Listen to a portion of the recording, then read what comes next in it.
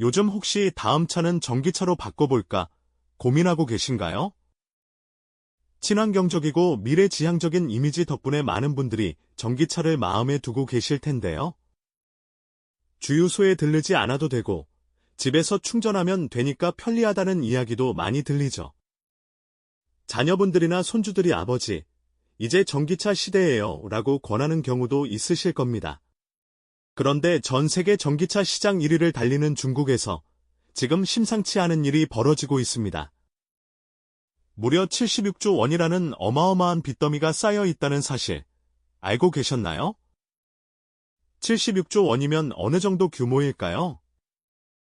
우리나라 1년 국방 예산이 약 60조 원 정도 됩니다. 그러니까 나라를 지키는 내 1년 동안 쓰는 돈보다 더 많은 빚이 전기차 산업 하나에 쌓여 있다는 뜻이에요. 오늘은 이 이야기를 함께 나눠보려 합니다. 중국 전기차 산업의 화려한 성공 뒤에 감춰진 진실, 그리고 이게 왜 먼 나라 이야기가 아니라 우리 삶과도 연결되는지 차근차근 풀어드리겠습니다.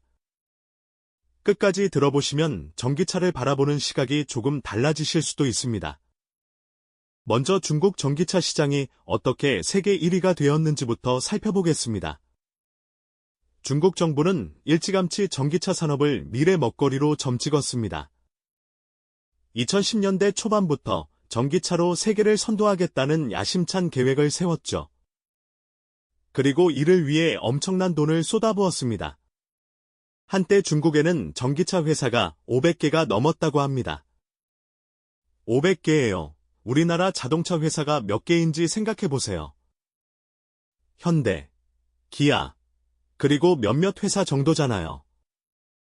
그런데 중국에는 500개가 넘는 회사가 전기차를 만들겠다고 뛰어든 겁니다. 처음에는 이게 대단한 성공처럼 보였습니다. 중국 전기차 판매량은 해마다 급증했고 어느새 세계 전기차 시장의 절반 이상을 중국이 차지하게 됐거든요. BYD라는 회사는 테슬라를 제치고 세계 판매량 1위에 오르기도 했습니다. 겉으로 보기엔 정말 눈부신 성공 신화를 쓰고 있는 것처럼 보였죠. 하지만 그 이면에는 심각한 문제가 숨어 있었습니다. 바로 과잉 생산과 무분별한 투자가 만들어낸 거대한 부채입니다. 쉽게 말씀드리면 이렇습니다. 공장에서는 전기차를 쉼없이 만들어냈는데 정작 그 차들이 다 팔리지 않고 있는 거예요. 왜 그럴까요? 만드는 양에 비해 사려는 사람이 부족하기 때문입니다. 비유를 들어볼게요. 동네에 빵집이 하나 있었는데 장사가 잘 된다고 소문이 났어요. 그러자 옆집도 빵집을 열고 건너편도 빵집을 열고 결국 한 골목에 빵집이 10개가 생긴 겁니다. 처음엔 다들 신나게 빵을 구웠는데 어느 날 보니까 손님은 그대로인데 빵은 10배로 늘어난 거예요. 당연히 빵이 남겠죠? 남은 빵은 버려지거나 헐값에 팔아야 합니다. 중국 전기차 시장이 지금 딱 이 상황입니다. 항구와 공장 한편에 수만 대의 새 차들이 주인을 찾지 못한 채 먼지만 쌓이고 있습니다. 인터넷에서 사진을 찾아보시면 정말 놀라실 거예요. 축구장 수십 개 크기의 땅에 새 전기차들이 빼곡히 주차되어 있거든요. 팔리지 않아서 그냥 세워둔 겁니다. 마치 유령 도시처럼 텅 빈 전기차 공장들, 끝없이 늘어선 재고 차량들. 이게 지금 중국 전기차 산업의 현실입니다. 더 충격적인 건 세계적인 전기차 기업 BYD조차 이 위기에서 자유롭지 못하다는 점입니다. BYD라고 하면 테슬라와 함께 전기차 시장을 이끄는 대표 기업이죠. 우리나라에서도 BYD 전기버스가 다니고 있고 이름을 들어보신 분들도 계실 겁니다. BYD는 겉으로 보기엔 정말 잘 나가는 것처럼 보입니다. 판매량 세계 1위, 매출도 계속 늘고 있으니까요. 그런데 재무제표를 자세히 들여다보면 이야기가 달라집니다. 매출은 늘었는데 빚은 더 빠르게 늘어난 거예요. 돈을 벌긴 버는데 갚아야 할 빚이 번 돈보다 더 많이 쌓이고 있는 상황이라고 보시면 됩니다. 이건 비단 BYD만의 문제가 아닙니다. 중국 정부가 전기차 산업을 키우겠다며 막대한 보조금을 쏟아부었다고 말씀드렸죠? 그러자 너도 나도 전기차 회사를 차렸습니다. 문제는 이 중에 진짜 기술력을 가진 회사는 많지 않았다는 겁니다. 마치 비옥한 땅에 너무 많은 씨앗을 뿌린 것과 같아요. 처음엔 정부 지원금이라는 비료 덕분에 싹이 잘 나는 것 같았습니다. 그런데 시간이 지나니까 어떻게 됐을까요? 뿌리가 튼튼한 나무는 살아남고, 그렇지 않은 건 시들기 시작한 거예요. 기술력 없이 보조금만 보고 뛰어든 회사들이 하나둘 무너지기 시작했습니다. 그런데 무너지는 과정에서 빚은 그대로 남습니다. 공장 짓느라 빌린 돈, 설비 사느라 빌린 돈, 직원 월급 주느라 빌린 돈, 회사는 망해도 빚은 사라지지 않거든요. 이 빚들이 쌓이고 쌓여서 76조 원이라는 어마어마한 숫자가 된 겁니다. 정부가 왜 이렇게 무분별하게 돈을 뿌렸을까요? 좋은 의도에서 시작했을 겁니다. 미래 산업을 키우고 일자리도 만들고 세계 시장에서 앞서 나가겠다는 생각이었겠죠. 그런데 그 과정에서 중요한 걸 놓쳤습니다. 바로 실제로 얼마나 팔릴 것인가라는 현실적인 계산이요. 중국 내수 시장, 그러니까 중국 안에서 전기차를 살 수 있는 사람의 수에는 한계가 있거든요.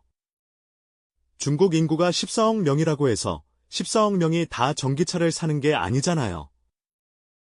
차를 살 만한 경제적 여유가 있는 사람, 그 중에서도 전기차를 원하는 사람은 한정되어 있습니다.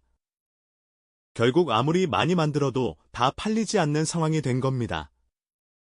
그럼 기업 입장에서는 어떻게 해야 할까요?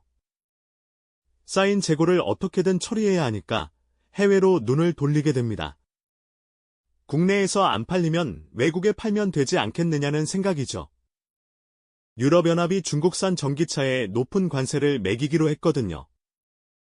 왜냐고요? 중국 정부가 보조금을 줘서 인위적으로 가격을 낮춘 건 불공정하다고 판단한 겁니다. 자국 자동차 산업을 보호하려는 조치죠. 미국도 마찬가지입니다. 중국산 전기차에 100% 관세를 매기겠다고 발표했어요. 100%면 원래 가격의 2배가 되는 거잖아요. 그만큼 중국 전기차의 위협을 심각하게 보고 있다는 뜻입니다. 이건 단순한 경제 뉴스가 아닙니다. 세계 각국이 자기 나라 산업을 지키려고 벽을 쌓기 시작한 겁니다. 자유롭게 물건을 사고 팔던 세계화 시대가 흔들리고 있다는 신호이기도 해요. 전문가들은 이렇게 말합니다. 앞으로는 무작정 많이 만드는 것보다 진짜 기술력과 효율성을 갖춘 회사만 살아남을 거라고요. 양보다 질로 경쟁하는 시대가 온다는 뜻입니다. 하지만 모든 새로운 것에는 빛과 그림자가 있습니다. 오늘 살펴본 중국 전기차 산업의 위기가 바로 그 그림자입니다. 물론 이게 전기차 자체가 나쁘다는 뜻은 아닙니다. 전기차는 분명히 미래 교통의 중요한 축이 될 겁니다. 다만 그 과정이 우리가 생각했던 것처럼 순탄하지만은 않다는 거죠. 거품이 꺼지고 나면 진짜 실력 있는 회사들이 살아남을 거고, 그때 전기차 시장은 지금보다 더 건강해질 수 있습니다. 과연 중국 전기차의 빚더미는 세계 경제에 큰 충격을 줄까요? 아니면 이 위기를 계기로 더 건강한 산업 생태계가 만들어질까요? 지금으로서는 아무도 정확히 알 수 없습니다. 하지만 한 가지는 분명합니다. 이 변화의 물결을 지켜보면서 현명하게 대비하는 게 필요하다는 것이죠. 이 질문은 이제 우리 모두가 함께 생각해봐야 할 숙제입니다. 오늘 이야기가 여러분께 도움이 되셨기를 바랍니다. 복잡해 보이는 세계 경제 이야기지만 결국 우리 삶과 연결되어 있다는 걸 느끼셨다면 좋겠습니다. 다음에도 더 흥미롭고 유익한 이야기로 찾아뵙겠습니다. 이 영상이 도움이 되셨다면 좋아요와 구독 부탁드립니다. 여러분의 응원이 제게 큰 힘이 됩니다. 감사합니다.